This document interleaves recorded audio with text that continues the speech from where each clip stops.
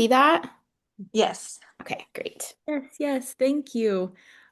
Thank you guys so much for joining us. This is kind of a new thing that JJ thought of, and I thought it was a great idea just to give people kind of a little window into what's going on with Foster Light. And we're just so grateful for the ways that the Foster Light community has showed up in the past year and um, just really changed the game for the kids that we're serving.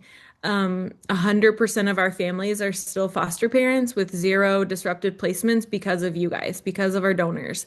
And, the national statistics show us that that's really uncommon. 50% of foster parents quit within the first year, and our foster families aren't doing that. And we believe that it's because of the support that we're wrapping around them, because of the support that we have from our donors. So, I wanted to quick say thank you for coming and then just introduce myself. I'm Katie Welch. I'm the founder of Foster Light. And JJ, you can go ahead and introduce yourself. Yeah, well, I think most people here know me. Emily, I haven't had the chance to meet you yet. But yeah, I'm JJ Harper. I got to come on the Foster Late team back in June. Katie hired me to be our development director, and so I get to find ways to help us continue to support the incredible wraparound care that we get to give to families. And I'm also a foster parent myself. So yeah, happy to This be is a here. very professional picture of us in blazers. Our headshot? I I like the Beetlejuice outfit better. No, just Have kidding. another Beetlejuice outfit on today. She does. Kidding. Spooky week. Oh, goodness. Just a real quick who we are. We are a nonprofit that supports foster families. We provide wraparound care that's ongoing so kids can stay in the same home long term, so parents won't burn out, so kids can stay in the same home long term.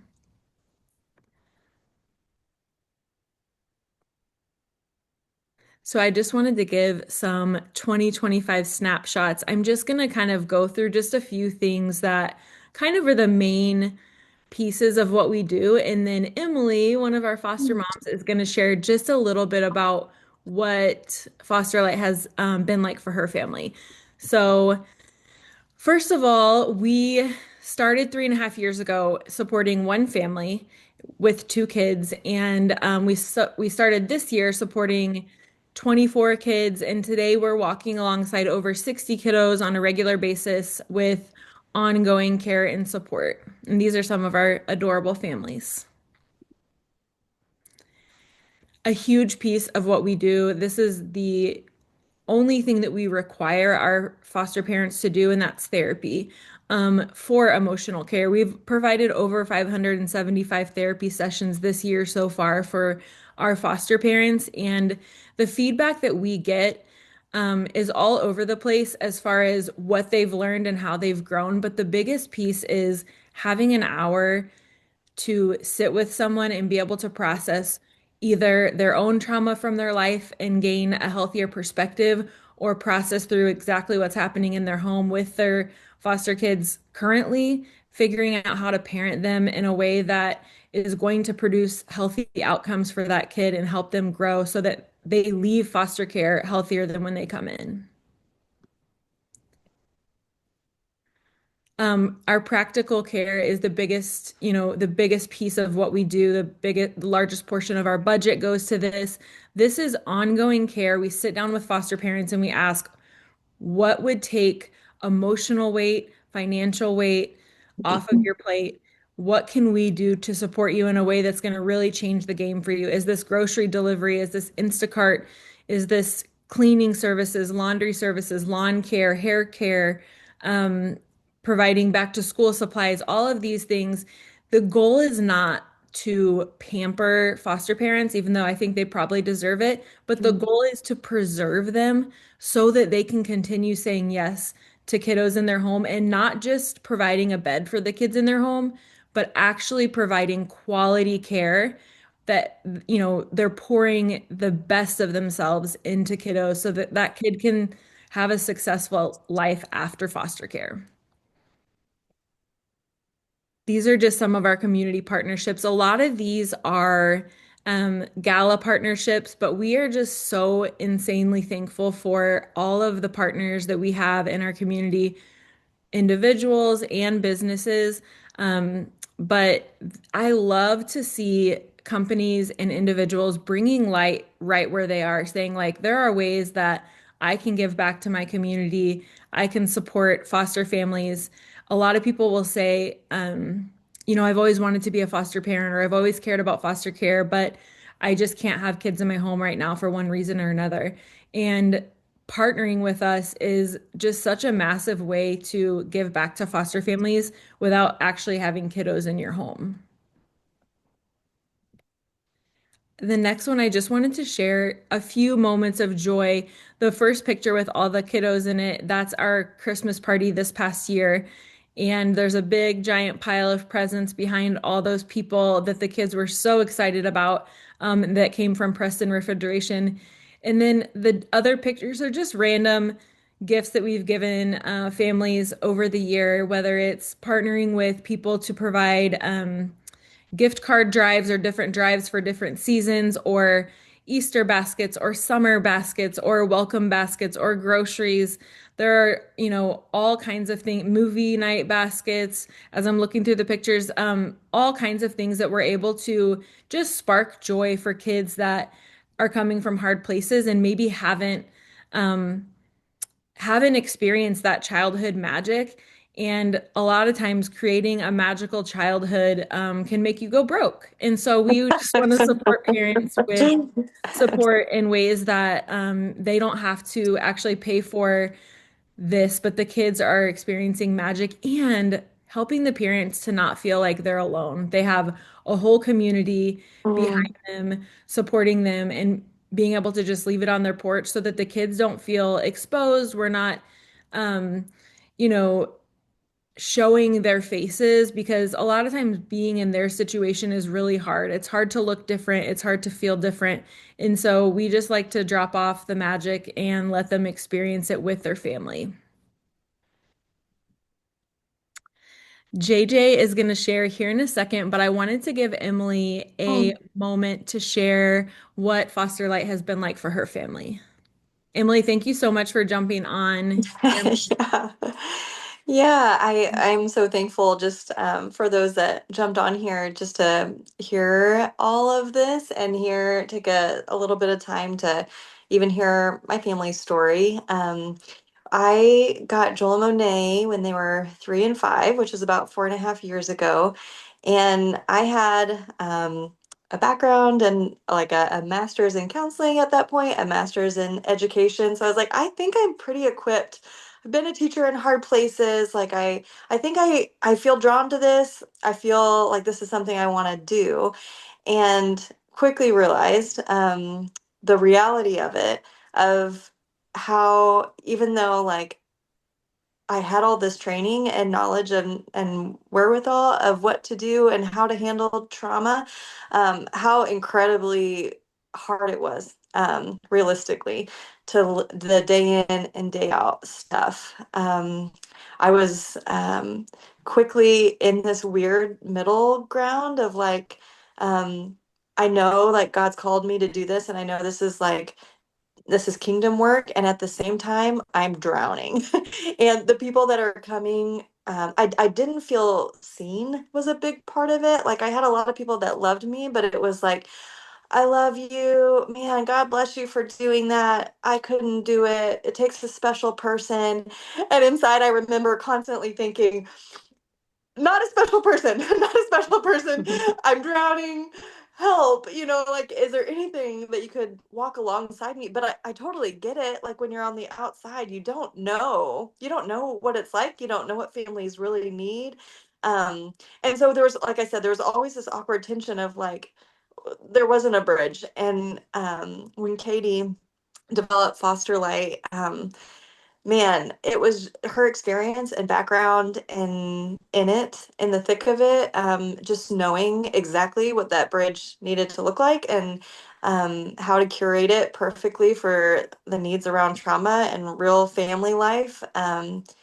was it was just beautiful. I was thinking back in thinking about this today of where we were a couple, maybe 2 years ago, in a place of, we're getting the calls from school and we're in restraints and we're in court dates and we're in like the thick of disruption, as hearts are breaking, these little kids' hearts are breaking and lives are just being shattered. And to be here today where it's like, I can't even believe like we're in this place where it's all normal, hard, and it's challenging in other ways, but like we breathe. We breathe, we feel like when the big things come, it's not gonna flip our world upside down. We're like so much more steady on our feet to be able to be present and to respond and to be available to our kids for what they need. And an example, we were able to get laundry care, help with groceries, just the stress that it took off me to like come home to like a house cleaned so I could have the presence of mind to like handle these big feelings that were now coming my way from kids, coming home from school or whatever was going on, and even around their case and the emotions of all that. And we had one of their last parent teacher conferences. It was just like the best moment of that kind of sums it up or describes it, is when their teacher was like, so yeah, I don't have any, like, I'm like I've learned to brace myself for these parent teacher conferences, okay? Like I've got my notepad and I got my pen just out of hopes that I can like, write all the things down so I can figure out what I need to do to fix and how I can help, but so I've got it all ready. And she's like, "Yeah, I just don't have any concerns for them. Like they're doing great." And I remember saying, "So I said their name and I said, we don't look alike. Are you sure? Like you're connecting and like know what kid I'm talking about? Because this would be a new conversation we've never had before with the teachers. That it's no, they're like, no, they've adjusted. They are making friends. They see the counselor at school. They're getting tools there, but it's all that they really need, and they're handling the being able to focus in school, and they're even catching up academically." And I was just like flabbergasted, for how long we were in a spot where I was like, I don't think we'll ever get there. Like I don't know when we'll have good news. um and so to experience just that shift was the bridge, right? It was like just that beautifully curated support that really came alongside of us, that really gave us the capacity for good days and for growth. And so I'm so incredibly grateful, and I'm so thankful thinking about where our kids are now, just feeling safe and more secure and blossoming, in their own little personalities and growing in self-confidence. So we're just really thankful for all of that. Thank you so much, Emily. Yeah, you're welcome. I love the picture of just a bridge between people who want to help and people who need help. And I love hearing about their teachers saying that, because that is, I mean, you and Steve are incredible parents, but that is what stability does. It changes kids' lives, because 2 years ago, or 3 years ago, we're talking, having conversations with teachers about kids throwing chairs, and now they're like, no concerns. I mean, that is Yeah, a miracle that we didn't know for sure would happen. And so yeah, yeah. it's just like such a beautiful picture of the stability that you guys have created Mhm. in your home for them. And I love that. With a lot of help. All right, JJ, do you want to go ahead and talk about kind of what we have coming up in the next few months for end of year? Yeah, absolutely. Um, so kind of one of our first big things that we have going on for end of year is our Serve for Stability Pickleball Tournament. That's going to be on November 8th at the Rock Fitness Center in Connection Point Church in Raytown. And when Katie and I were thinking about end of year and just shooting the breeze, trying to figure out how we wanted to approach this.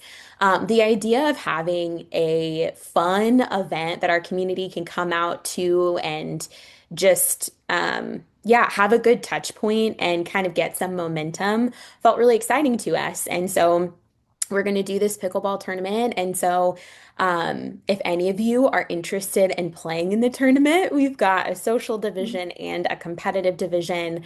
We're going to serve dinner. There's fabulous, fabulous raffle prizes, swag bags, the whole thing. It's going to be a fun time. So, some like a really practical way you could help is even just sharing it around social media, or if you have like a big pickleball fan in your life, just encouraging them to sign up would be super helpful. And then another way, just with this event in particular, another big need that we have are just for community, or sorry, for corporate sponsorships or individual sponsorships.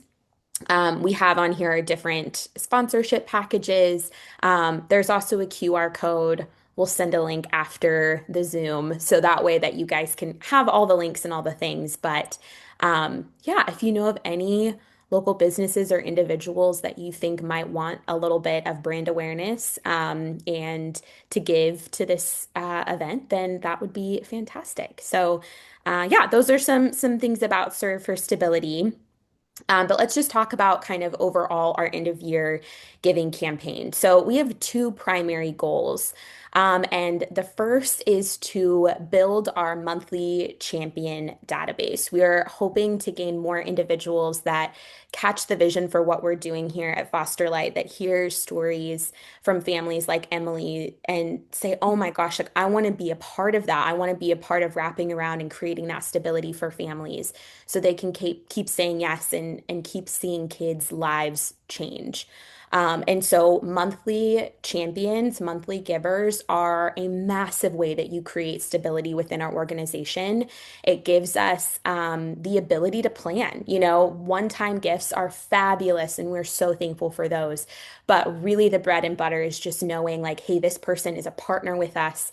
They want to give even just the, 20, 30, whatever they want to give a month helps our organization just have so much more stability and be able to plan to take on more families.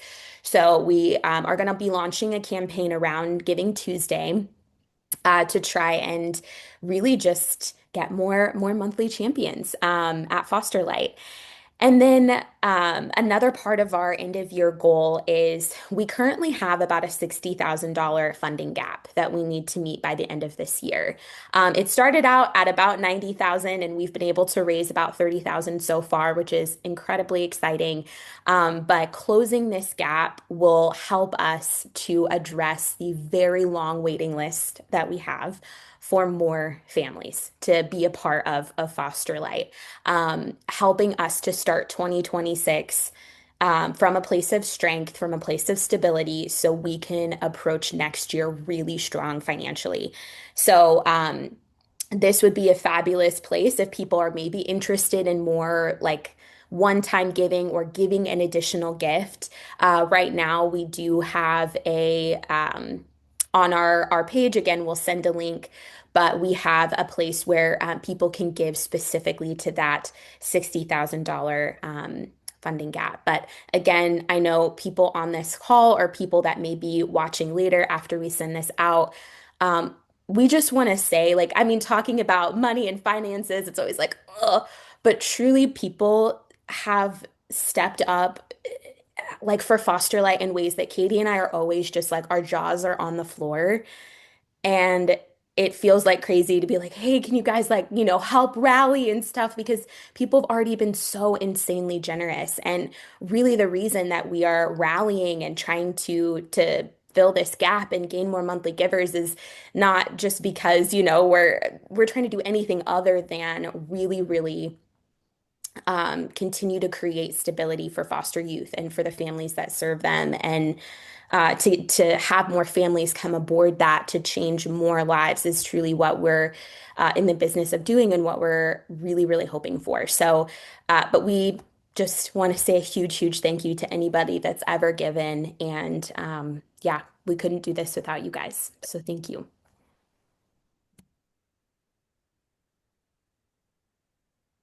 This QR code right here takes you to our end of year giving page. The QR codes that were ahead or before this were the pickleball pages. So there's and it's the same website but just different kind of pages on there. But we will send this out and we'll send this out in an email so the people that weren't here will get to see it as well. But thank you guys so much for coming. We just wanted to do like a quick like connection point with some of our donors and give people an opportunity to just like show up and hear about all the incredible things that are happening, hear from Emily about ways that Foster Light has held her family up and just kind of move the needle for her family and for the kids that we serve. So there are 60 kids here in Kansas City that are daily being served by Foster Light, whether that means they're getting a clean house or they're getting clean clothes on their back or they're getting a parent that is meeting them in a calmer headspace. But we get to hear those stories all the time. We get to hear families say, you have no idea how timely this was or how helpful this was, or we would have said no to this placement if Foster Light wasn't serving us, or we were about to disrupt this placement until we had this conversation and were able to find some tools and resources through Foster Light to get the help that we needed to continue saying yes. So it's practical stability on a daily basis that you guys are offering our families, and we are just so grateful to have people in our corner. So thank you for being here, and we'll send out a follow-up email with all the links and all the things. And before we hop off, does anybody have any questions about anything we talked about or anything like that?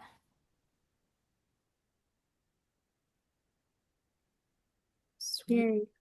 Yay. All right. Thank you guys so much.